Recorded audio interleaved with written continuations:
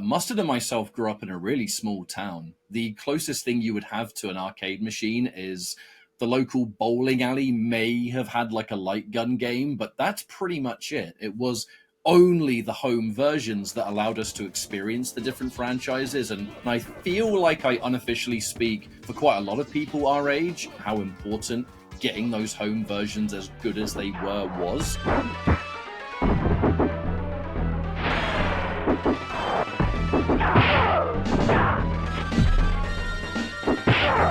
So that the rest of us could still experience it in different parts of the world, that arcades weren't as common, especially those small towns. Which side was I on in the home versions? There's only one side. Like, what do you know, it's just the Genesis version. There's only one version of the game.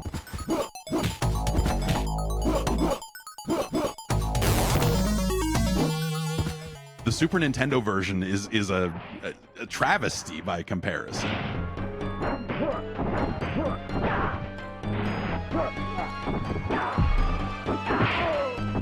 I actually thought that even though the Genesis was a little behind graphically than the Super Nintendo, I liked the grittier look of the Genesis version. It really felt kind of down and dirty the way Mortal Kombat showed. I mean, also the Genesis version had the blood code.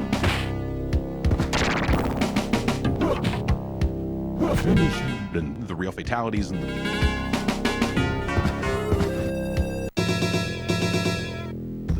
dullard code and all the other cool stuff in it.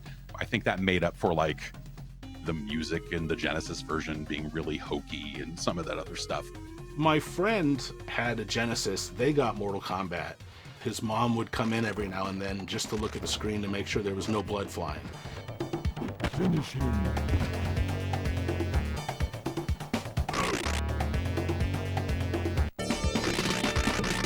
And so what we would do is we would enter the blood code, we'd play a match or two, and then we'd hit reset, turn off the blood code, keep playing when she came in, and then she'd leave and we'd turn the blood code back on.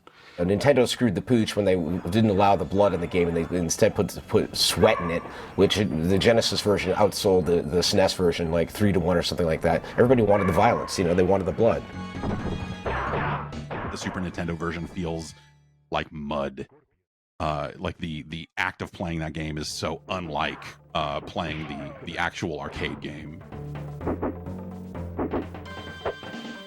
So I really wanted Mortal Kombat. Not just to fit in, but because I loved it. I wanted it so bad, but my family didn't have a ton of money. So I scraped together all the money I had, and I was able to finally afford Mortal Kombat for the Game Boy. And that game is a experience.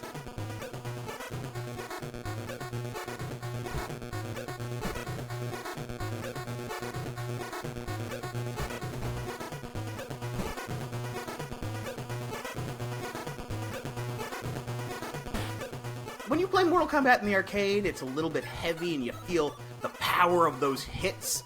Mortal Kombat on the Game Boy moved like two frozen people were slowly trying to get close enough to hug.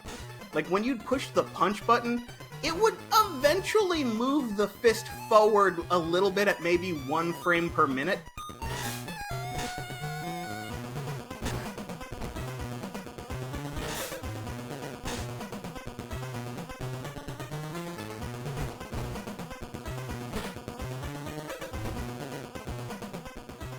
I cannot do a fatality in this game. I know for a fact they exist because the computer can do the fatalities on that pit level. Instead of having them fall off the stage onto spikes, at the end of each part of the level were just little drawn spikes in the background that you could knock them onto. And I think that was their like makeshift solution for having a stage-based fatality.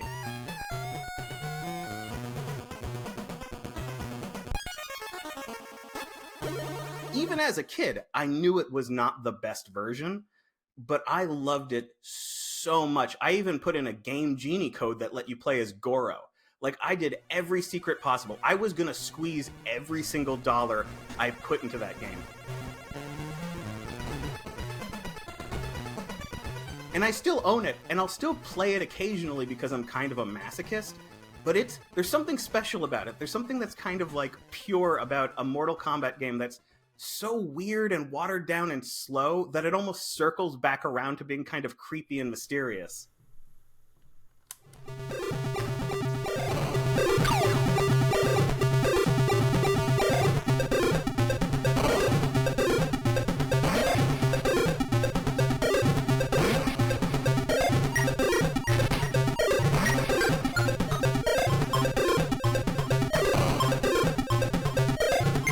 I mean, they may not have been like arcade perfect, but to us, we didn't know any better. We didn't have anything to comparison. All we cared about was just, you know, play the game, have fun with it, you know, and enjoy what we were doing, and that was about it.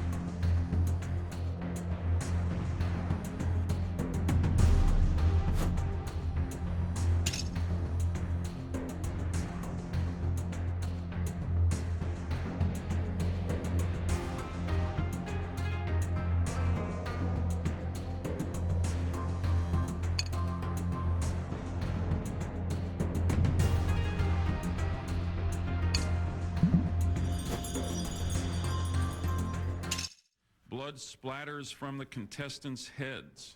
When a player wins, the so-called death sequence begins. The game narrator instructs the player to finish, and I quote, finish his opponent.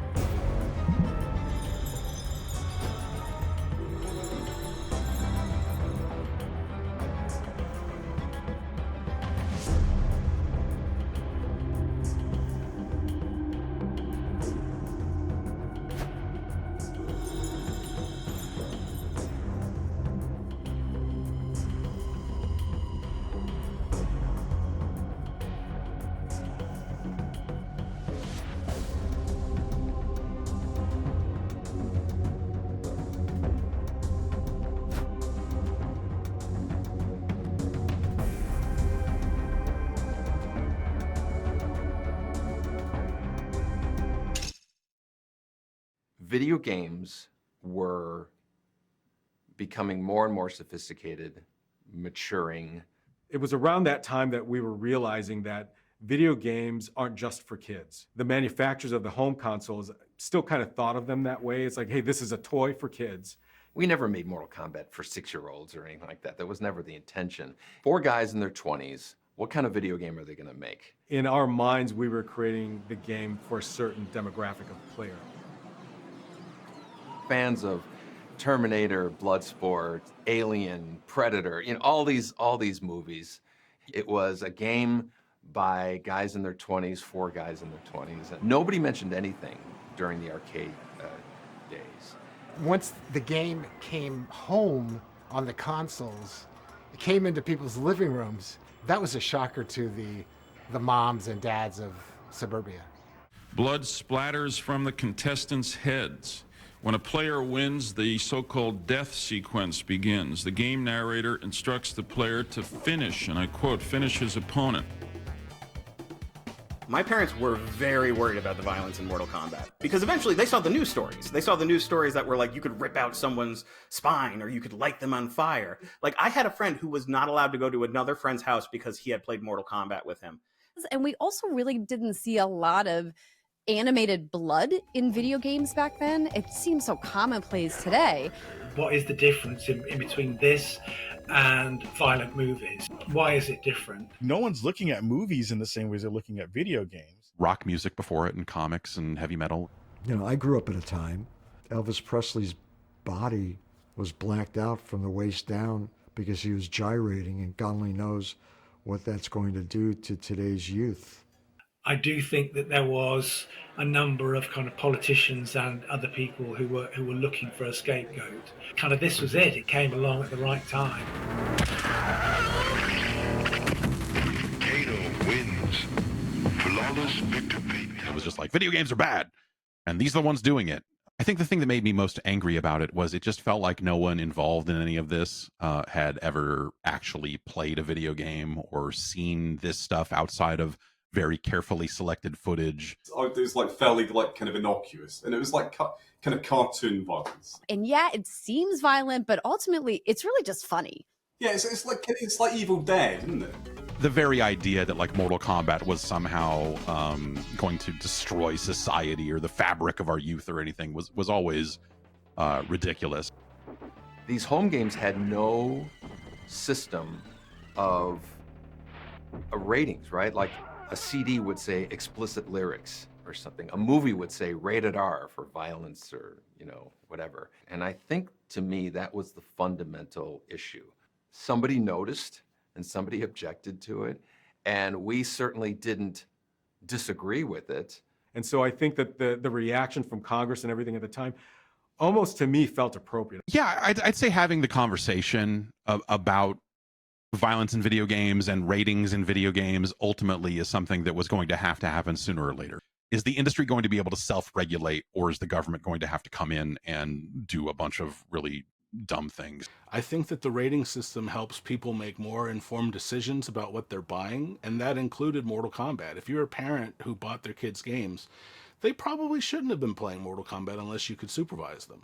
It was the next step in the maturity of the industry, and the rating system was kind of emblematic of that. It was a way to say, hey, here's this type of game, here's the type of content, make your own choice. You know, the rating system and stuff that came from it felt like the right choice, you know, to make.